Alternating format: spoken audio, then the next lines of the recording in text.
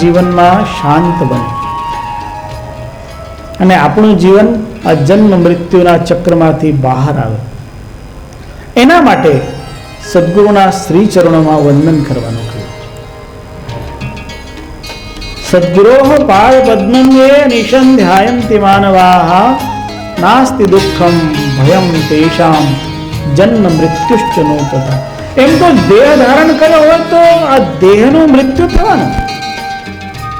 આ દેહ કોઈનો કાયમ રહેતો નથી અને દેહ ધારણ કર્યો હોય તો દેહમાં થતા દુઃખનો અનુભવ પણ થાય.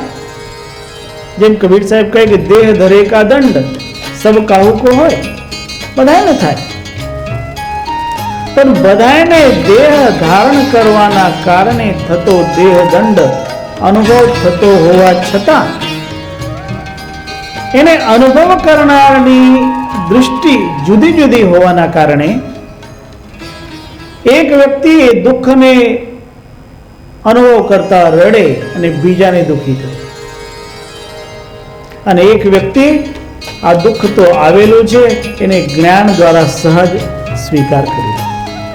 એટલે કબીર સાહેબ ત્યાં કહે દેહ ધરે કા દંડ સબકા હુકો હોય, જ્ઞાની ભોગે જ્ઞાન સે મૂર્ખ ભોગે રોગ. આટલો ફરક થતો હોય.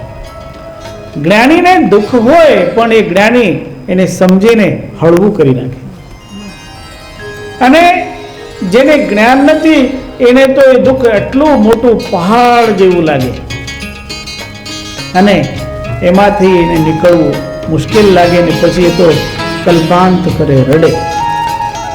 એમ તો માનવીનું જે દુઃખ છે એ રડવાથી પણ કઈ શાંત નથી થતું. માનવી દુઃખને જ્યારે જ્ઞાન સાથે સહન કરે તો એ દુઃખ રહેતું નથી. અને એટલે સદગુરુ આપણને જ્ઞાન આપે અને એ જ્ઞાન દ્વારા જન્મ મરણનું દુઃખ મટી જાય, સંસારનો ભય મટી જાય અને આ જીવાત્મા જ્ઞાન માર્ગથી આગળ વધે, એક એનો ઉજ્જવલ પંથ એને પ્રાપ્ત થાય. અને એ ઉજ્જવલ પંથમાં આપણી યાત્રા શરૂ કરવા માટે આપણને સદગુરુ સમજાવી રહ્યા છે. આ જગત કેવું છે અને જગતમાં જીવ કેવી રીતે ફસાઈ જતો હોય, બચવાનો ઉપાય શું, આ બધું આપણને સદગુરુ આ ધર્મગ્રંથમાં સમજાવે. વિતતાસ્યો મહાકાલઃ સંસાર વનકેસરી તદ્હંતૃ સદ્ગુરોર નામ નોપાયાંતરમસ્તિ. આ જગતમાં જ્યાં જો ત્યાં સામ્રાજ્ય છે કાલનું. વિતતાસ્યો મહાકાલ, મહાકાલ કે વનરાજ સાવજ જેવો મોઢું ખોલીને તૈયાર, જે આવે એને રસી લે, ખાઈ લે. જ્યારે સાવજ કોઈ શિકાર ઉપર આક્રમણ કરે તો મોઢું ખુલેલું, ખુલ્લું મોઢું લઈને આક્રમણ કરે. એવી રીતે કાલ પણ મોઢું ખોલેલું મોઢું રાખીને બધા એને પકડવા માટે જતો હોય. અને એ કાલ તમે જ્યાં જાઓ ત્યાં છે. આપણે આ જગતમાં રહેતા હોય ને તો કાલથી બહાર નથી. બધા કાલ એટલે કાલનો એક અર્થ છે સમય. આપણે સમયથી બહાર ક્યાં જઈ શકીએ? એ સમય તો આપણે જ્યાં જઈશું ત્યાં સાથે જ આવવાનું. એટલે માનવી આ ટાઈમની અંદર બધી જગ્યા હોય ને ત્યારે મૃત્યુ આવતો હોય ને તો પણ આ ટાઈમની અંદર જ આવે. કારણ આ જગતમાં જે કંઈ છે એ સમયની અંદર થતો હોય. એટલે સમય બધાને, કાળ બધાને ગ્રસ્તો, પણ કોઈ કાલમાંથી અકાલ તરફ જાય. જેવી રીતે ગુરુ નાનક દેવજીએ અકાલ પુરુષની વાત કરી. અર્થાત જે કાલ ઉપર ગયા, કાલાતીત થયા, જે કાલ વિજયી થયા, જેને કાલ વશમાં કરે એ ધીમે ધીમે ખોવાઈ જાય, કાલના પ્રવાહમાં ખોવાઈ જાય. પણ જે કાલ ઉપર વિજય મેળવે એ ચિરંતન બધાની સ્મૃતિમાં રહે.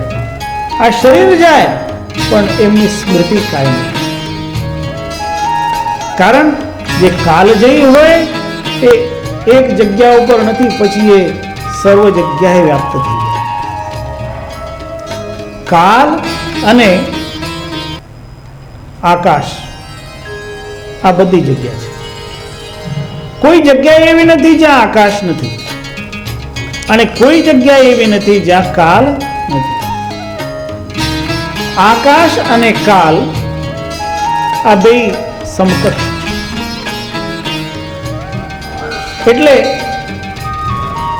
આ કાળની વિશેષતા બીજી રીતે કબીર સાહેબે એક જગ્યા સમજાવી.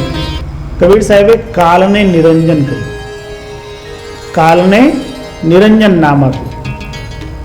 નિરંજનનો અર્થ એ પણ થાય કે જેને કોઈ પાપ લાગતું નથી.